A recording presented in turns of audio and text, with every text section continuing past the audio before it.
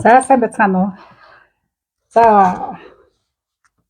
өглөөний мэд Чехэд өглөө болж байна. Монголд одоо өдрөөс хойш болчлоо. За өнөөдрийнхээ лайвер та хэдтэйгээ Европын байдал буюу ерөнхийдөө онцолж Германы тухай ярив. За тэгэхээр Германы эдийн засагт юу нөлөөлж байна? Яагаад дампуурлын ирмэг дээр байна? Тийм ээ. Гэх тухай тайлбартай ярья. Чехэд байгаа монголчуудаа зориулж ихэнх лайв аягч нь төвлөрүүлж хийж байгаа боловч ерөнхийдөө хүмүүс Герман руу явж ажилламаар байна. Чехэд одоо ингээд мөнгө төгрөг цуглуулахгүй байна ч гэдэг юм уу те. Эсвэл одоо Герман ямар шүү байдаг юм бэ ч гэдэг юм уу. Энэ тухайн асуултууд их ирдэг л те. Тэгээ тийм болохоор та нар бас энийг сонсох нь бас илүүцэхгүй болов гэж ингэж бодож байна. Мэдээлэлээс ер нь хэдүүлээ одоо сүүлийн үед хоцрохгүй байх нь их зүгээр байна. Яагаад гэвэл одоо Европын байдал ганц Германч биш тийм ээ. За Европод байгаа орнуудын тухай таад манд бас мэдээлэлтэй байх нь одоо буруудахгүй цаг үе байна шүү. Тий. Хилтэй улсууд нь бол мэдээллүүдийг янз бүрийн сайтуудаар нь тухайн амьдарч байгаа орныхаа сайтуудыг маш сайн үзэж харж авах хэрэгтэй.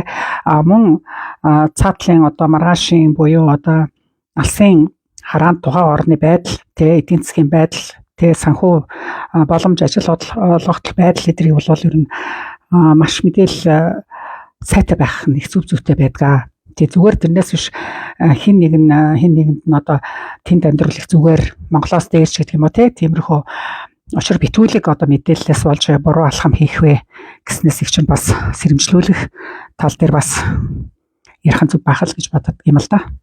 За Германыхаа тухай Герман бол ирээдүгөө болж байгаа нэг тодорхой болж байна гэсэн юм харамсалтай мэдээл сүүлийн үед сайтуудаар маш их тавигдах боллоо. Ганц Герман биш Европын орны тухай маш их мэдээлэл бичдэг боллоо. За Европын байдал бол ерөнхийдөө Украины Оросын байлдаанаас эхлээд л ер нь их төвшөртэй болж эхэлсэн. Энд бол Европод амьдарч байгаа монголчууд маань илүү одоо энийг их мэдэрсэн баг. Юмны үн маш их нэмэгдлээ, инфляц маш их докторчиж ядаж байхад нь коронавирусаас хойш тэгэл дайндаж залгасан. За тэгээд олигтой одоо цалин авахгүй ч байж байхад дээрэс нь юмны үн нэмэгдээд буурхан битэл одоо тэгэл багаар нэмэгдээд тэг цалин болол олигтой нэмэгдэхгүй байгаа нь үнэн тийм ээ. За тэгвэл Германы ирээдүйд бол ерөөсөө ирээдүйг тодорхойлдог ер нь эдийн засгийг маш урдаа барьдаг нэг хэдэн томоохон корпорациуд байдаг. Тэрний нэг нь одоо Volkswagen. Жишээлбэл Volkswagen бол одоо 700 гарын мянган ажилчдын амьдрал явж идэг одоо ийм том үйлдвэр байдаг. За 700 мянга гэдэг чинь маш их удахгүй баг сая төгтг юм байна. За Daimler Air Group бол мэдээж каргоны маш том корпорац байдаг. За Bosch үйлдвэр бол 429 мянган ажилчдын хувь заяа тэнд явагдаж идэг байна. За Allianz-ыг бол манайхан сонссон баг чигт ч гэсэн байдаг шүү дээ тийм ээ. Даатгалын маш том компани. Тэгээд 157 мянган ажилчтай байдаг юм байна. За BMW үйлдвэр байна. 154 мянга. За Continental гэдэг маш том үйлдвэр байна. Тэрэн дээр бол одоо бүх машинуудын дуугуйг үйлдвэрлэдэг одоо ийм том үйлдвэр компани байдаг. Энэ нь бол ерөнхийдөө нэг одоо софтвер компани SAP гэж бас байна. Тэр нь бол 107 мянган ажилчтай тэнд ажил хийж. Энэ бол ажилчдын тоо бол дунджаар их чинь харж та нартай ярьж өгч байгаа. За тэгэхээр хамгийн том ажил олгогч компаниудын нэг бол яхахгүй эдгээр компаниуд зүйсээр ордог. Гэтэл эдгээр компаниудын маань үзүүлэлт дампуурлын ирмэг дээр очсон байдаг юм байна. За тэгэхээр жишээ нь ThyssenKrupp гэдэг компани 99 мянган ажилчтай гэж байгаа гангийн маш том үйлдвэрлэл байдаг юм байна. Герман ер нь бол үйлдвэрийн орн гэхэд хэлцдэггүй. Чех ч гэсэн үйлдвэрийн орн. Гэхдээ Герман бол голцоо машин их дагнаж идэг ийм үйлдвэрийн орн шүү дээ, тийм ээ. За SAP бол одоо маш хүчээ авсан компани байсан боловч одоо модель нь маш их хуучирч одоо арчигдах магадлал маш өндөр болсон байна. Хуучин модель одоо софтварын хуучин модельүүдийг ашигладаг учраас одоо байнга одоо өдөр тутам одоо бүх юм хувьсан өөрчлөгдөж байгаа. Энэ 900-д амьдарч байгаа учраас бид нар өглөө босоод унтаал өглөө босоход л одоо гар утсаа өөрчлөгдөж байна. Бидний хэрэгжилж байгаа бүх юм ухаалаг болж байна. Яг түүнтэй адилхан одоо энэ том үйлдвэрлэлүүдийн одоо модельуудаа өөрчилж авахгүй бол одоо яаж хосрогч байгаа бас их том үзүүлэлт болдго юм байна дампуурлын тийм ээ. За Volkswagen бол хамгийн том үйлдвэрлэгч компани одоо хурлын цагт явж байгаа гэсэн мэдээлэл одоо германуудын бүх сайтуудаар байна. Одоо Германы эдийн засаг одоо аж үйлдвэр бол ерөнхийдөө бол унаж байна гэсэн байна. За тэгэхээр Volkswagen 2008 онд бол маш өндөр одоо үзүүлэлттэй байсан юм байна. Ашигтай ажиллаж байсан юм байна. Гэвч 2014 онд одоо гайгүй болж байснаа Porsche Group-тэй одоо маш том маргаан үүсээд тэр нь яасан гэхээр одоо дизелтэй одоо хулих софтвар суйрлуулснараа одоо их том зараг үүссэн. За тэгээд шүүхээр одоо маш олон одоо сая машиныг эргүүлэн татах шийдвэр гарч тус компани бол одоо тэрбумаараа одоо алдагдлалд орсон ийм том эмгэнэлттэй одоо цаг үеийн байсан байна. Гэхдээ одоо тэгээд тухайн үйлдвэрийн зүгээс одоо энэ компаниг одоо бүр хаах уу эсвэл одоо цааш нь одоо сэргээж одоо босгож авах уу гэдэг дээр маш их маргаантай байсан боловч одоо сэргээж чадсан юм байна. Яагаад гэвэл маш олон ажилчдын хувь заяа энэ төр шийдэгдэж идэг. Тийм ээ тэгээд улсаас одоо дэмжлэг авч маш их хэмжээний зээл авч одоо тэгээд энэ компани эргээд хэвийн ажиллагаанд орсон байт юм байна. Амжилттай байх үедээ тэр Lamborghini, Seat, Skoda, Porsche, Bugatti гэх мэт одоо брэндүүдийг худалдаач авч одоо Skoda нь бол жишээлбэл Чехээс авсан шүү дээ. Одоо Чехэд үйлдвэрж байсан компаниг одоо Skoda-г одоо Германд байгаа. Тэгэхээр одоо Герман эзэнтэй болсон. Тэгээд одоо Skoda ч нь одоо Чехэд үйлдвэрлэл нь явуулж байгаа боловч эзэн нь одоо тодорхой болсон шүү дээ, тийм ээ. Германууд худалдаад авсан. Тэр үед чинь евро их хүчтэй байсан, их ашигтай байсан. Тийм учраас одоо Volkswagen эдгээр брэндүүдийг одоо Испаниас, Италиас, Чехээс одоо авч ирсэн юм байна. За Volkswagen бол Герман улсын одоо манай монголоор бол одоо эрдэнтийн уурхай гэх мэтээр одоо дүрлэж одоо зүйцүүлж болох юм байна. Яагаад гэвэл тухайн орны эдийн засгийн маш өндөр хувийг оруулж идэг ийм үйлдвэрлэл байсан. Цаашдаа ер нь бол одоо эдгээр модернизац хийхгүй бол ер нь болохоо байлаа гэдгийг бол маш дээрээс мэдсэн. Инженерүүд одоо бүх улсууд нь мэдчихсэн. Гэвч одоо тийм хурдан процесс биш гэдгийг бүгдээрээ ойлгож ирсэн учраас ерөнхийдөө хэвийн одоо үйл ажиллагаатай байснаар маш их цаг хугацаа алдсан байна. Market share in China гэдэг одоо ийм хятадд бүх одоо томоохон компаниуд одоо хятадд үйлдвэрлэл явуулж байгаа хятадд худалдаад авсан компаниудын тухай мэдээлэлтэй ийм сайт байдаг. За тэрэн дээр маш ойлгомжтой бичсэн байлээ. Ер нь бол маш хурцтай хятадууд одоо энэ Volkswagen-ы одоо үйлдвэрлэлийг явуулж байгаа боловч 2022 оны үзүүлэлтээс 2023 оны үзүүлэлт буусчихсан. Жишээлбэл Skoda бол жилдээ 41 мянган Skoda борлуулж ирсэн бол одоо 23 онд дөнгөж 18 мянган шиг зарагдсан байх жишээтэй. Энэ юунд шалтгаалсан гэхээр Volkswagen-д бол уналтанд орох том шалтгаан байсан. Хятадууд өөрсдөө маш хурдцтай бензин дизельгүй одоо цахилгаан одоо ашигладаг ч юм уу одоо маш ухаалаг одоо програмтай одоо тийм машинуудыг үйлдвэрлээд эхэлсэн өөрсдөө. Тэгээд одоо ийм ухаалаг хүнд хэрэглээнд одоо хялбаржуулсан ийм машинууд хийнгүүт чинь Volkswagen мэдээж хэрэг борлуулалт эрс бурцсан шүү дээ. Тэгээд энэ буралд одоо бол зогсохгүй гэж. Одоо угаасаа тэгээд бүр давхартлаа үргэлжлэх болов эсвэл яахан байгаа мэдгүй. Эцэст нь одоо дүгнэлт хийхэд ер нь Volkswagen-ы үйлдвэрлэлээ хаах хэрэгтэй болсон юм байна гэдгийг л ойлгомжтой болсон гэж. Огцом цомтгол хийх, тийм ээ? Эсвэл бүр хаах. Тэгэхээр л одоо дахиад нөгөө нэг 14 оны байдал нь түүх давтагдах. Тэгээд энэ 700 мянган хүн одоо гэж байгаа ойролцоогоор 700 мянган хүний асуудал тулгарч байгаа. Ажилгүйдлийн хямрал болно. Германд ажилгүйдлийн хямрал угаасаа эхэлж байна. Эхэлсэн ч байгаа байх гэж бодож миний бодлоор. Ажил хийж байгаа хүмүүс маш том айцтай байна. Ганц үйлдвэрч биш. Ер нь Герман даяараа одоо ажилгүйд л одоо нүүрлэх гэдэг энэ айц нөрчлөө. Угаасаа ойлгомжтой шүү дээ. Нэг өрх гэр байлаа гэж бодоход аав ажилгүй болвол өрх гэрийн орлого яадаг вүлээ. Үр хүүхдээ хоол унд яах вүлээ, тийм ээ? Сургуулийн соёлын төлбөр яах вэ гэж асуудал үүсдэхтэй адилхан нэг үйлдвэр давхархад тухайн дотор нь ажиллаж байсан улсуудын байдал маш хүнд байдалд орно. Тэгээ энэ олон хүнийг одоо хаашаа шингэх үү гэдэг асуудал үүснэ.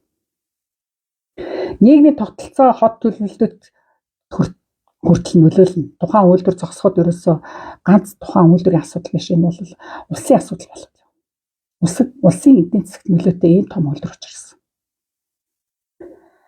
Энэ байдлаас гарах нэг хэдэн боломж байдаг юм байна л да. Одоо жишээлбэл ич хүчээ өртгийг бууруулах, цөмийн цахилгаан станц барих, ажилчдын цалинг бууруулах, бизнес моделийг сайжруулах, дэлхийд өрсөлдөхүйц одоо ийм чадалтай одоо машин гаргах одоо ийм асуудал, энэ дөрвөн асуудлыг шийдчих юм бол энэ үйлдвэр цаашдаа үйлдвэрлэлээ явуулах боломжтой байдаг. Гэтэл энэ бол тийм хурдан шийдэх тэргүй, тэгээд германууд үнийг хийж чадахгүй асуудал гэж томцсон байна. Энэ Volkswagen ч одоо хувьцаа эзэмшигч нартай. Хувьцаа эзэмшигч дотор нь улс төрийнхэн маш их байт юм байна. Ер нь бол Volkswagen-ийн асуудал, энэ дампуурлын асуудал бол дахин хэлэхэд улс төрийн асуудал байдаг учраас тэгээ сүүлийн одоо энэ 5 жилд юу оршин тогтохгүй юу, эсвэл бүр байхгүй болох уу энэ корпорац гэдэг асуудал одоо угаасаа тавигдсан байна.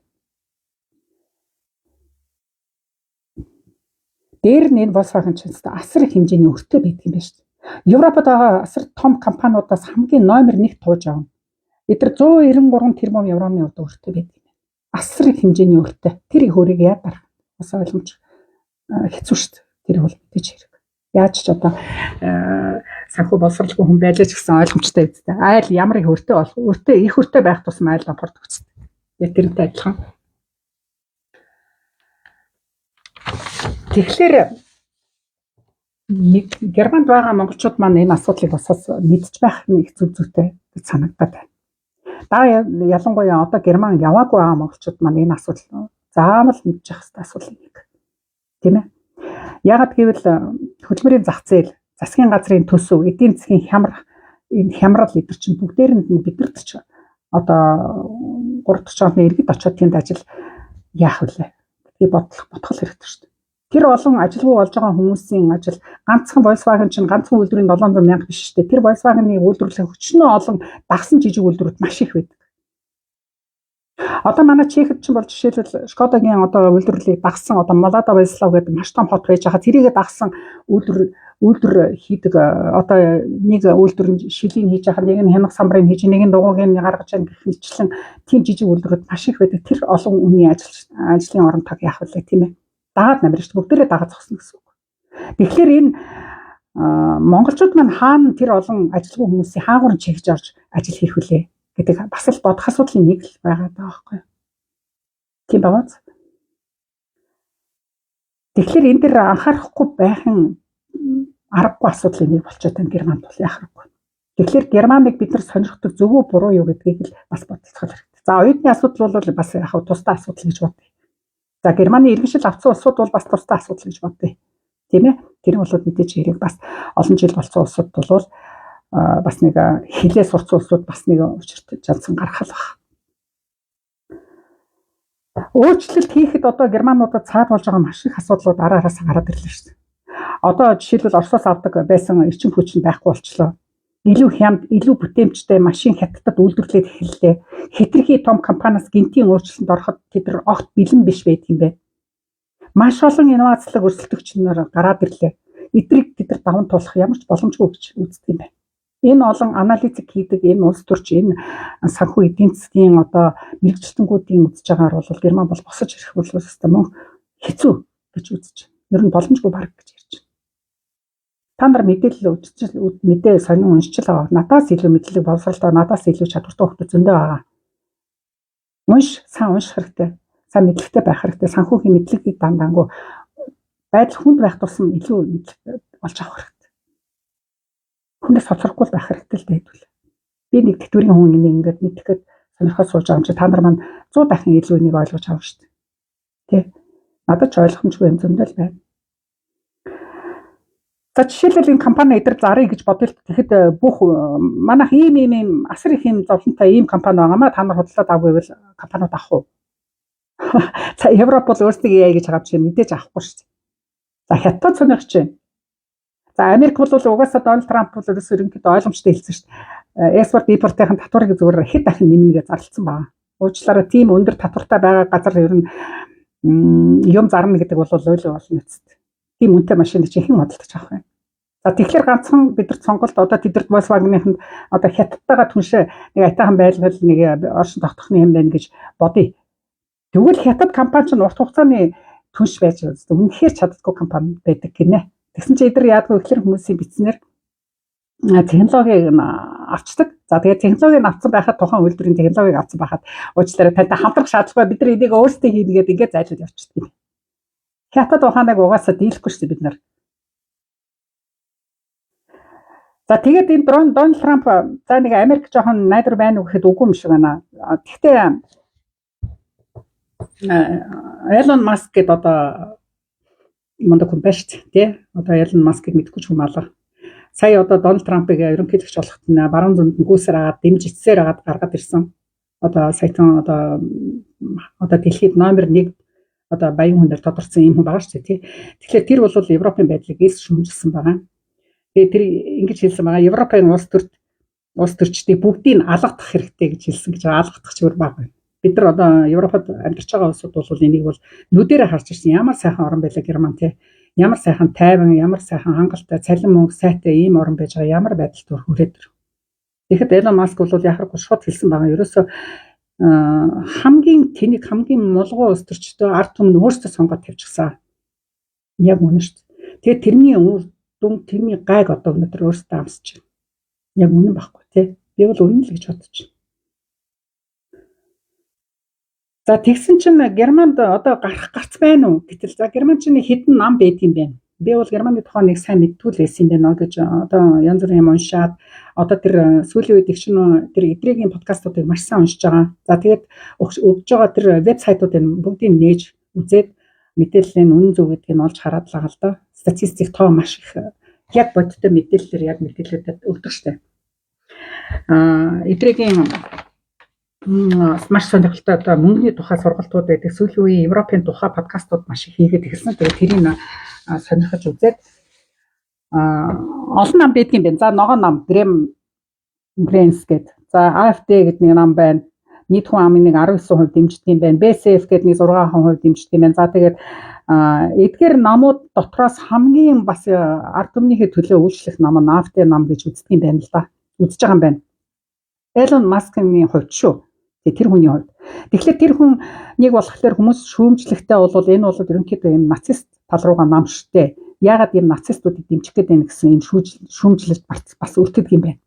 Гэтэл бол энийг эрс татгалзаж энэ бол тийм бол биш. Гэхдээ ер нь бол одоо Германы өнөөдрийн ажилгүйд инфляц, нийгмийн халамж, буурсан байдал, цагаачлал, буурахгүй байгаа байдалтай эрс тэмцдэг ганц тууштай байдаг нам нь тэр AfD нам гэж үздэг юм байна. Тэгээд Элон Маск дэмжиж байгаа юм чинь мэдээж тэр намыг бол энэ Дональд Трамп ч гэсэн дэмжих юм байна л да гэж ингэж олж харагдаж байгаа байхгүй юу. Тий. Тэгэхээр одоо 2025 оны 2 сарын 23-нд Германд аюул том сонгуул болох юм байна. За том жоохон ер нь сонгуул болно, ээлжид сонгуул болно. За тэгээд шинэ засгийн газар одоо угаасаа 25 ондоо ийм амар хүнд нөхцөлд авцсан ийм засгийн газраад оршин тогтох уугүй юу гэдэгт эргэлзээтэй юм байна.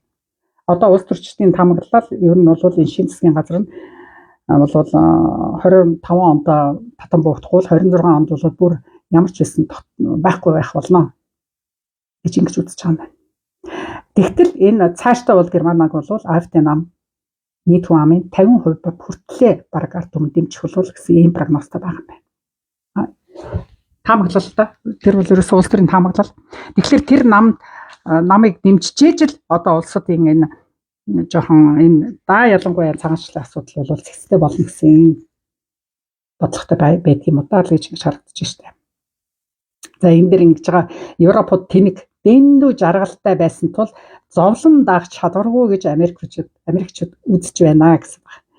За 2008 оны статистикаар Америкууд Европ ижил байсан гэн. Одоо эдийн засгийн үзүүлэлтээр. Гэтэл одоо 2023 оны үзүүлэлтээр шүү дээ 24 он биш 23 оны үзүүлэлтээр Европ уналтанд орсон байхад Америк холд авсан үзүүлэлтэнд сайжирсан байдаг юм байна.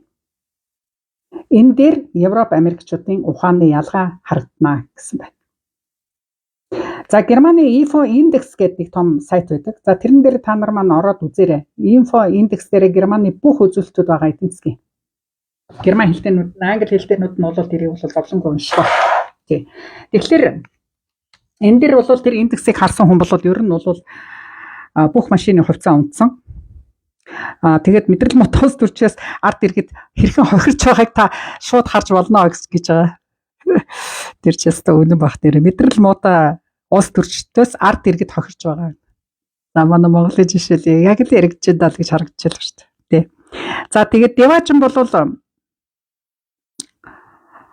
там болгодог жишээ бол Европод харагдаж байна гэж олны одоо дэлхийн хүмүүс одоо шүүмжилж байна гэж байна.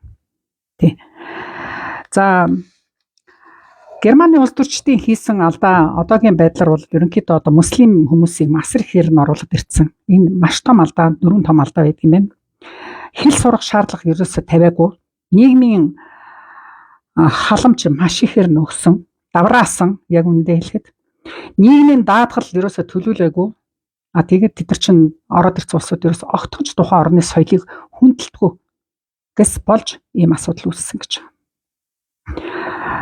Үүнээс болж зүгээр одоо байгаа одоо цагаачд одоо үүнд чи манай Монголч бас байгаа зөндөө тий мөрөөрөө одоо амьдралаа хийгээд цагаачлалтаа байгаад ажиллаа хийгээд ингээд ажил хөдөлмөр хийгээд амьдраад улс зөндөө агт мөрөөрөө тий ямар ч гим хоргүй хэлснийг хийгээд хуулинд нь захирагдаад хуулийн хүндлээ соёлын хүндлээд тэдэрт бол ингээд бас асар хэмжээний дарамт толчж байгаа байхгүй юу? Гай болж байгаа байхгүй яг үндэ. Аз болж ер нь германууч нь Азийнханд их гайгүй байдаг шүү дээ. Монголчуудад бол ялангуяа нэг тийм асуудал гаргадаг. Манайхан ч гэсэн ер нь Германд нэг тийм асуудал гаргах нь гайгүй байдаг байх гэж бодож байна. Ерөөс муу юм сонсогддоо шүү дээ. Гайгүй л байх. Тэгэхээр экшн юу ямар мессеж өгөх гээд байна? Эдийн засгийн байдал ийм хэцүү. Уналтанд, дампуурлын байдалд хамгийн гол эдийн засгаа барьж байгаа томоохон корпорациуд нь ингээд дампуурч байгаа бол бид нар Германыг сонирхож явах нь ер нь зөв буруу гэдгийг маш сайн эргэцүүлж бодоорой л гэдэг мессежийг чинь өгөх гээд байна. Тийм байгаа үз. Тий. Энэ дээр бас нэг том жишээ И хааны юу гэд одоо Сингапур улсыг хөгжүүлж чадсан одоо маш том манлайлагч одоо домогт улс төрч гэж тооцдог дэлхийд тэр хүнийг тэр хүн одоо бүр 2011 онд нэг нийтлэл биччихсэн юм байна Европын холбооны тухай. Европын орны тухай. Европ бол аврагдахгүй улсаа. Дампуурсан ард түмэн энэ эдийн засгт маш ихээр өртнөө. Европын холбоо задрахад бол Европын холбоод ямар ч нэмэр болж чадахгүй. За хятадуудын хувьд тэр хүн бичгтээ хятадууд дампуурч буй корпорациудыг бүгдийг худалдаж авчнаа. Тэд Европыг аврахгүй харин өөрт ашигтайгаар ажилланаа гэсэн гин. Есүг нь хэлсэн гол үнэн зүйл бол хятадууд нэгдсэн 27 улсыг биш сул дорой хүчээр нэгтгэж чаддаггүй Европыг сонирхож байна гэж ütсэн байна. Ямар үнэн юм одоо 10 хэдэн жилийн өмнө олж харж ирсэн биш энэ хүн тэгээ биччихсэн байна. Тэр биелэл нь одоо биелж шүү дээ. Тэр бичсэн юм биелж байгаа байхгүй. Тэгэхээр маш алсыг хараа маш мундагтай хүн байсан байна л да. Тий. Тиймдээ ч одоо тэр Сингапурыг маш мундаг хөгжүүлж чадсан байгаа. Байх л да. За энэ дэр Financial Times гэдэг олон улсын тайм ичим хүчний өртгийг одоо Германыг харьцуулсан байна л да. Тэгээ хятадтай. Тэгэхэд 2023 оны дунджаар ичим хүчний өртөг нэг батаар бодоход Их Британи $400, Герман $280 байж хаад хятад $40 байсан байна. Ямар хол байна вэ? Тэгэхээр ерөөсөө хөгжиж байгаа орны ичим хүчний өртөг хамгийн хямд байх тусам тухайн орн хөгжиж ард түмэн жаргалтай явдаг юм байна. Ичим хүч өндөр байх тусам дампуурлалт одоо эдийн засаг барихад маш хүнд болдог юм байна. Тэгэхээр Герман 280-тай, Франц нэг 200-тай байсан бол Орос нь 50-тай, Хятад $40-тай байсан байна. Орос бас бага байна. Тийм ба үз. Эндээс харахад Европ Америкаас хэд хамралтай тэд амиа хорлоход нь туслаж байна гэж ярьж байна гэсэн гэж байгаа. Саяхан л Европ ерөөсөө дэлхийг одоо байлдан дагуулж машины үйлдвэрлэлээр маш мундаг байлаа шүү дээ. Тэгэхэд одоогийн байдлаар 24 оны байдлаар тий Хятад 39% эзэлчлээ. Японы 12% эзэлчлээ. Тэгэхэд Европ бол ерөөсөө нэг машины үйлдвэрлэлийн 13% эзэлдэг болсон ба шүү дээ. Ямар эрс буурсан байна. Худалдаа авалт борлуулалт эрс буутсан байна. Хятад энийг бас овжин ашиглаж байна шүү дээ. Ерөөсөө Европод өөрсдөө тий хамгийн ашигтай байсан, хамгийн их нөлөөтэй эдийн засгийн объектуудаа зүгээр л өгч байгаатай ялгаагүй хятадуудад өгч байна. Өөр гарц алгаа гэж ингэж үзэж байгаа гинэ. За хамгийн сүүлд одоо газын сураг чимээ гараалаа шүү дээ. Газын бодлого тий. Оросоос газ авах явжлаа Европод. Яа, яста үгүй шүү. Яста Европыг баг Оросуудыг дампууруулна гээл тий. Бид нар өөр арга зөндөө байгаа гэж. Тэгээд угаасаа Украин одоо ингээд дамжуулахгүй нь ойлгомжтой болсныг бид нар мэдчихсэн гэд. Одоо тэгж ярьж байсан. Гэтэл байдал яаж иргсэн гэтэл. Гэтэл Орос энтэх рүү түүхийн эдийн шилжүүлснээр энтэх цааш нь 20-30% илүү үнээр Европ руу бензин, дизель, газыг зараад эхэлсэн байна. Илүү үнэтэй л аваад эхэлж байгаа байхгүй нөө Европод чинь. Бас Иран, Ирак энтэхээс бас авдаг юм байна. Тэгсэн чинь Иран, Иракаас болохоор Ирак, Араб нэгдсэн улсаас тий Саудын Арабаас одоо Европ бас шахаж байгаа гинэ. Тэгсэн чинь тэд нь болохоор энтэхээс авдаг. Энтхийн Сириа гэх нь одоо түүхийн эдийн болохоор Оросууд зар нийлүүлдэг юм байна л та. Тэгэхээр энэ газрын асуудал ерөөсөө хэн хожсон гэсэн чинь ерөөсөө Америк, Орос хоёр л хожсон юм байна. Оросод яг нэг хайтар хожоогүй ч гэсэн алдагдлалд ороогүй аргаа олцсон гэсэн үг шнийг ясны тий. Америк энэ дэр зүгээр л Европыг утсан гуглтай болгочлоо гэж ингэж дүнж байгаа юм байна. Ерөөсөө нөө айлын хөхт айхтар юм аа гэж ярьдаг шүү дээ тий. Ерөөсөө ухааныг бид нар бол үнэндээ энэ улс төрийн энэ томцоолын тоглоомын ухааныг бол ерөөсөө олохгүй юм байна л да. Цаагаараа одоо тэгээд ингээл бүх юмд учирч ансан байна. Тийм ээ. Тэгэхээр хэдүүлээ одоо энэ дэр энэ Германы асуудал энэ Volkswagen-ы үйлдвэр тийм ээ. Үйлдвэрийн дампуурал Германд одоо ямар их алдагдлалд оруулж байгаа, ямар хэцүү байдалд оруулж байгааг бид нар сая чинь ойлгосноогоо таадтай бас ярьж өглөө. За тэгээд ерөнхийдөө бол таад маань ч гэсэн ер нь миний их жахаа ярьсан юмыг цааш нь дэлгэрэнгүй уншиж хэрэгцээтэй гэж үзвэл тийм ээ. Цааш нь дэлгэрэнгүй мэдээллүүдийг олж тийм ээ. Тэр сайтууд руу норж үзэж тэгээ баттай болгож мэддэг үнэхээр мэрэгжлийн хүмүүсээс нь асууж лавлж ээж тэгжээж амьдралдаа оруулж ахын л зүг байдаг юм шүү. Тийм. Тэрнээс шиг чинь яг сонсон мэдсэн ойлгосон зүйлээ л та нартай хуваалцдаг. Энэ бол зөвхөн хуваалцах төдийл одоо юм шээ. Тийм ээ. За Унгарийн лайвыг би өчигдөр хийсэн баха тий өчигдөр зурчигдруулаад тэнгууд Унгараас маш их холбогдсон. Үнэхээр одоо юу яаж байна? Одоо ингээ виз сунгахгүй татгалцсан юу идэр ирж байна. Тэгэхээр ер нь ажилчдын асуудал бол ерөнхийдөө ойлгомжтой болж байгаа юм байна. Одоо тэгээд Унгараас шууд Чех рүү явмаар байна гэсэн хүүхдүүд холбогдчихжээ. Тэгэхээр шууд явна гэдэг асуудал юу бол заавал Чехийн ажлын хөтөлмөрийн гэрээ гаргуулж ээж Чехийн визэндээ Монголдо ирж ээж тэгжээж албасны болгож ээж ажлын карт хүсэж ээж тэгжээж Чехт ажиллана л гэж би ойлгож байгаа шүү. Тий. За гэр бүлийн асуудал бол бүр ярихдаггүй бах. Унгарт лав болохгүй бах. Зүгээр Чехийн нутаг дэвсгэр дээр нэг нь ажиллаад Унгарт байгаа нөхрийгөө жишээлбэл татна гэвэл одоо бас нэг хүсэлт өгч болно гэсэн нэг пост би харсан. Тэр одоо хэрвээ гэдгийг тэрийг бол би сайн судалж үзээгүй байна. Таад маань сайн мэд хүмүүсээс нь асуугаад судалж элчин сайдаас яамдаас нь асууна үсттэй. Тийм ээ консулын газруудаас нь сайн лавлж асуугаарай. Тий. Хэрвээ нэг иргэн одоо жишээлбэл эхнэр нь Чехэд ажилладаг бол нөхөр нь Унгарт байж агаад Чехэд байгаа эхнэр дээрээ нэгдий гэвэл бас боломж байгаа юм болов уу гэж ингэж харсан. Одоо тэгээд тэрийг та нар консулын хангалтраас асуугаарай. За юу. Эсвэл цагдаагаас асуугаарай л гэж ингэ зөвлөх байна шүү. За энэ удаагийн лайвыг чинь ингээд өндөрлөе. За Германы тухай ерөнхийдөө бол таад маань дотор нь амьдарч байгаа улсууд бол илүү сайн мэдж байгаа байх. Явж байгаа улсууд бол минийх тийш зөвлөх шаардлагагүй шүү. Байдлыг жоохон ажигласан дээр болов гэж ингэж зөвлөхөр байна. За энэ удаагийн лайв ингээд өндөрлөе. Дараагийн лайв хартал баяр таа.